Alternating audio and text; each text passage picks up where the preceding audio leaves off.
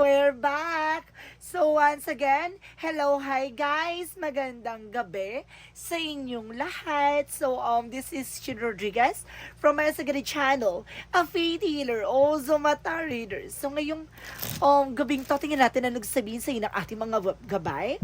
This is special gabay for the month of January 23 hanggang January 29 for the sign of Pisces. So, Pisces, welcome to my channel. So, this reading is general reading lamang, hindi lahat makaka-resonate. Kunin lamang po ang makaka-relate sa inyo and comment down below kung kaninong energy ang ating nasagap. And of course, don't forget to like and subscribe my channel and hit the bell for more videos update. And of course, maraming salamat po sa mga walang sawang pagsuporta sa aking channel. Lalo-lalo na hindi yung di nag-i-skip ng ads. Naway pagpalain kayo ng Just at May Kapal. Siksik-liglig nag-uumapaw ang manumbalik sa inyo. So guys, kumapit-kapit ka dahil nandito na ang mensahe sa iyo ng ating mga gabay. So guys, pisa natin laban for the sign of Pisces. Angels, messages, give me an information. Ano kayang gusto sabihin sa'yo ng mga kapatid natin diyang Pisces? So, there's a Hierophant. So, there's a lesson learned. May mga bagay dito na kailangan mong matutunan. Or may mga bagay dito na kailangan mong matauhan. So, this is the moment. There's an education from the past na kailangan mo talagang mawindang sa katotohanan. Hala, unang baraha, unang lapag, may something talaga. So, there's an Hermit card, there's a soul searching. Kumbaga, bigla ka naliwanagan. Bigla ka biglang marami nag-sink in sa isip mo, no? Na kumbaga, kung ano man yung kaganapan na nangyayari sa'yo. And of course, there's a King of Pentacles, security. Maging secure ka about sa finances, sa trabaho mo. No? Ibig sabihin, tumutok ka dyan. And of course, there's a Nine of Pentacles, there's a blossoming abundance. So, ibig sabihin dito, some of you guys, lalago na ang negosyo o hanap buhay nyo. So, let's see additional messages. So, there's a Two of Cups. So, there's a partnership. So, this is the moment na, may bagong kilig. So, ibig sabihin dito, kumbaga may bagong pag-ibig or there's a partnership, no? Talagang sinasabi dito na unconditional love. So, let's see additional messages. So, there's a Magician. There's a manifestation. May mga bagay na unti-unti mo nang makukuha dito. At the same time, unti-unti mo nang matutuklasan. And what is the Hierophant is all about? Hierophant represents the Six of Wands. So, see, mapagtatagumpayan mo to, yung lahat ng, kumbaga, natutunan mo. No? Yung mga bagay na, kumbaga, sinampal ka ng katotohanan. Ganon. Kumbaga, this is the moment na parang, okay, thank you. Parang ganon. Kumbaga, at least ngayon natuto na ako, diba? Parang ganon. Yung parang, diba, yung sinabi mo, hindi ka na magmamahal, pero at tendency talaga bigla ka nagmahal. Parang sinampal ka ng katotohanan. Pero don't you worry, ipapanalo mo to. Diba? So let's see what is the Hermit card. So, oh my God! There's a devil for black magic involved for the Hermit card. You know why? Kasi the Hermit card is a spiritual enlightenment. So, ibig sabihin may mga bagay naglilinaw. And there's a spirituality. And they say that there's a devil. Oh, what is the devil? Is a magician. So, kasi sinasabi dito, kung may taong gumagawa sa iyo ng black magic involved. Now, it's either ginagawa ka ng curses, pampamalas, and even sa love life and career and health also. So let's see what is the King of Pentacles. So there's a Five of Cups. So there's a something regret, no? Kumbaga sinasabi marami kang pinanghihinayangan or pinagsisisihan dito. This past few months, no? May mga bagay kasi na naganap sa buhay mo ngayong mga nakaraang buwan or nakaraang linggo na kumbaga ang daming nasayang. So, let's see what is the Nine of Pentacles. So, there's a Nine of Wands. So, there's an information dito na ngayon kumbaga natututo ka na, no? Natutuklasan mo na kailangan mo maging mahinahon. Kumbaga, naging marupo ka kasi, diba? Kumbaga, nagmahal ka. Tapos, biglang naging aggressive ka ulit. So, this is the moment na, kumbaga, hindi mo pinag-iisipan ng mabuti yung mga nagiging actions mo. So, this is the moment na kailangan mo maging aware at the same time, kailangan mong maging wise na this time. So, there's a Two of Cups, represent the Seven of Pentacles. So, there's a harvest time. At the end of the time, mag-harvest ka dito pagdating sa love life. Kumbaga, kumbaga para ka lang nagtatanim yan no? Kumbaga, marami kang tinanim, pero some of them ay hindi talaga tumubo. That because of, it's either kumbaga hindi maganda yung pinagtaniman mo na lupa, or either kumbaga hindi maganda yung kumbaga fertilizer na nilagay mo, or hindi mo siya inalagaan. Ganon din siya sa pag-ibig, no? The more na parang hindi ko nagiging pabaya ka, or the more na parang nalulunod mo rin siya, no? Kaya minsan talaga kailangan na kumbaga control din, no, yung something your feelings. Kumbaga sinasabi dito, the more ka kasi nagiging greedy or aggressive or something obsessions, kumbaga nagkakaroon ng failure pagdating sa love life. So let's see what is the Magician. Magician represents star card. So, there's a wish fulfillment. So, unti-unti na matutupad yung mga pangarap mo dito. So, there's a power for manifestation, guys. So, unti-unti na nga talaga. Lalaga pa ka talaga sa katotohanan. So, let's see what is the Hierophant and the Six of Wands. So, there's a Queen of Pentacles. Being practicality and good sense pagdating sa business and industries and entrepreneur. Ibig sabihin dito, kailangan mo mag-invest on your own. Mag-invest ka pagdating sa business, pagdating sa negosyo, or kahit na anumang resource of income. So, let's see what is the Hermit and the Devil. Represent the Eight of Pentacles. So, sinasabi dito, guys, na kumbaga, etong tao na to ay pinatrabaho ka. No, Eight of Pentacles is kumbaga work or something na, kumbaga, doing a black magic also, no? Parang, kumbaga, ginagawan ka ng eksena, no? Kumbaga, sinasabi dito na, there's a witchcraft or something crap, no? Something dito, guys, na maaaring pinagawan ka nito or inutusan, nagbayad, ganon. So, let's see what is the King of Pentacles. And because there's Five of Cups, represent what? So, there's the word card. So, there's a trouble. Some of you guys kasi, kumbaga nang hinayang ka, dami mong gala, no? Ang dami mong rampa. So, this is the moment na parang, di ba, i-secure mo yung sarili mo, i-secure mo yung pinaghirapan mo. Di ba? Kumbaga, nakita mo yan, kumbaga, kumaka-hold siya, na parang, di ba, kumbaga, sa dami mong inikot-ikot, kung sinave mo yon, no? At sana nag-grow na yan, di ba? Being wise, no? Being wise ngayon. And of course, there's a Nine of Pentacles and the Knight of Wands represent the Tower moment. So, there's a sudden changes. Na may pagbabago. There's major changes that brings you a big opportunity or big happiness. So, let's see what is the Two of Cups and the Seven of Pentacles. So, there's a King of Swords. Oh, see? Stop the pattern. At kumbaga, no? Kumbaga, may mga bagay na kailangan mo na putulin or kailangan mo na i-stop, no? Kung alam mo hindi nagsiserve sa'yo at the same time, no? Kumbaga, there's a truth, no? Kumbaga, malalaman talaga, may lalantad talaga kung totoo yung feelings. Kung legit talaga yung nararamdaman, no? Walang peke, walang plastikan, ganon. Kumbaga, sinasabi sa'yo dito, guys, na itong tao na to, kumbaga mamahalin ka kapag talaga kapag nasa isang magandang sitwasyon ka, kumbaga ito kapag matutuklasan mo yung tao na yung pagtotoong minamahal ka, mag-grow ka. No, kapag hindi ka nag-grow, hindi ka nag-grow, ibig sabihin hindi ka mahal ng tao na yan. So it means kapag nag-grow kayo together, so it means pares kayo nagmamahalan, diba? So let's see what is the Magician, the Star card. So there's a King of Cups, there's a devoted and supportive person. So this is the moment na parang hiniling mo, no, sa ating mga tala, na sana mahanap mo na, no, at makamit mo na yung taong what you deserve, diba? Kumbaga, this is the moment na kumbaga there's a manifestation, mamamanifest mo siya. Kumbaga napapansin mo, there's an infinite, no, inside their head, no? Kumbaga sinasabi dito, huwag ka mag-alala. Gamitin mo yung utak mo. See? No? Use your head, no?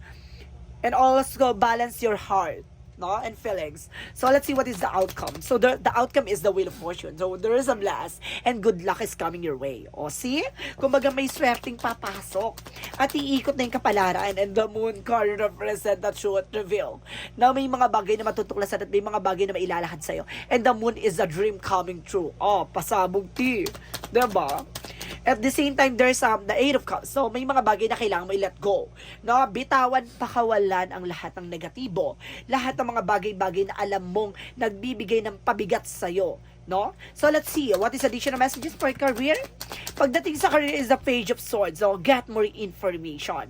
Na alamin mo yung tuklasin, alamin mo yung mga bagay na makakapagbigay sa'yo ng growth and expansion. Pagdating sa career, and of course, there's a Three of Cups celebration. No? Maraming magaganap na social events or something na magdadala sa'yo ng resource of income. So, let's see. Additional messages for love life.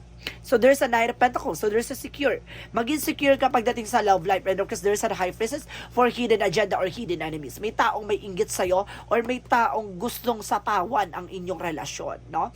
It's either talaga lapitin ka talaga ng sapaw or lapitin ka talaga ng mga inggitera. Secure your love life, no? There's a formula also, no? Kumbaga, kahit naman hindi mo bantayan, hindi mo talaga, kumbaga talagang kung mahal ka, no? Kahit na iwan mo yan sa, kung saan-saan man, hindi yan magloloko. Ibig sabihin dito, hanapin mo yung tamang formula, no? Para nang sa ganon, 'di ba? kahit na anong gawin mo, hindi lilingon sa iba. So, let's see what is the additional messages from the health, no? For your health. For your health, there's an emperor, no? Kumbaga, magkakaroon ka ng growth and expansion. Ibig sabihin dito, kumbaga, gagaling ka sa iyong karamdaman, there's a power kasi there's an effort for the highest standard with the Page of Wands. So may magandang balita dito na unti-unti ka na, kumbaga nag-i-improve yung health mo, diba? Kung may mga nararamdaman ka guys, unti-unti na nababago yan. So let's see what is the magical fairy messages. So let's see what is the magical fairy messages for you guys. Oh my God. What is the magical fairy messages? So, there's a possible na sinasabi dito, guys, there's a daughter. So, some of you may anak na babae, no?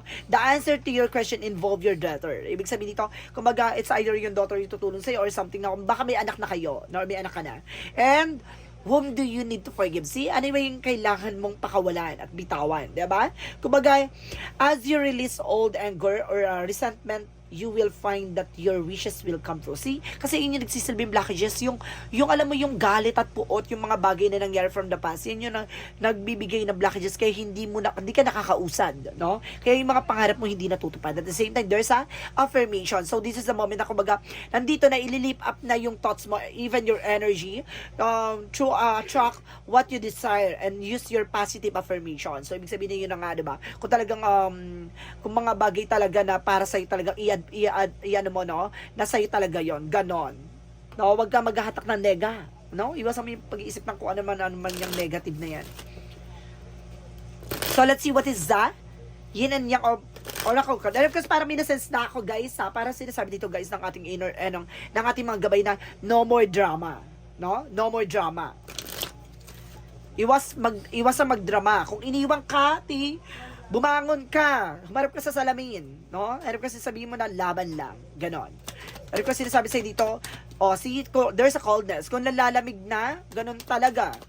Buhusan mo naman yung tubig, charis. Kumbaga sinasabi dito, kung alam yung, nalalamig na guys, kumbaga kailangan yung no? Kumbaga, kailangan yung magkaroon ng distance or something para malaman niyo yung mga bagay-bagay na pagkakamali niya or something, ganon. And of course, there's a feminine. So, there's a possible na, kumbaga, sinasabi dito, guys, na, kumbaga, malaki ang apekto nito. May talaga, there's a third party involved. No? And of course, there's a vanity. See? Meron ditong something ego. And of course, something, kumbaga, nasasense ko parang merong, brainwash. Something like that. So, let's see. What is the Romance Angels? Romance Angels represent what? And there's a stay optimistic about your love life. So, ibig sabihin dito, panatiliin positibo ka, no? Sa lahat ng mga nangyayari sa inyo. No? And positive thinking and faith will bring you romance. So, ibig sabihin dito, guys, no? Panatiliin mong positibo sa lahat ng panahon, sa lahat ng oras, no? Iwas ka sa pag-iisip na kung ano man nega. There's a portal. Ibig sabihin dito, guys, there's a doors are opening. So, may mga pintuan magbubukas para sa'yo. And there's a wild card, no? Parang sinasabi dito, yung mga unfold, no? Yung mga bagay na hindi nangyari from the past, mangyayari na, no? Kumbaga, because there's a reward for your efforts. So, let's see what is the Monsology. Monsology represent a time to give rather than take. Mas maganda ikaw yung nagbibigay ng oras at panahon para yun yung hahanapin niya sa'yo. And the win-win outcome forecast. So, ipapanalo mo tong laban na to. Diba? So, let's see what is the energy. The energy represent at indecisions. May mga bagay na hihirapan ka mag-desisyon. Sa bagay, kapag nasi-situation ka talaga, hindi ka naman kagad makakapag-desisyon eh. Kailangan mo i-motivate yung sarili mo to moving on, no? And to letting go. And appreciations. May mga bagay na, kumbaga, kailangan mo i-appreciate yung mga, yung sarili mo, no? Nasa ganun, kumbaga, hindi ka mapag-iwanan ng sitwasyon. No? Let's see what is additional messages. Parang feeling ko kasi nagkaroon dito, parang iniwan ka sa ere eh. Ganon. Yung kailan mahal na mahal mo sa kabilang pak, ghosting and there is a daydream pa imaginations, no? Marami pumapasok sa isipan mo dito. At the same time, guys, there's a problem solving, no? Kumbaga masusolusyon yung problema mo.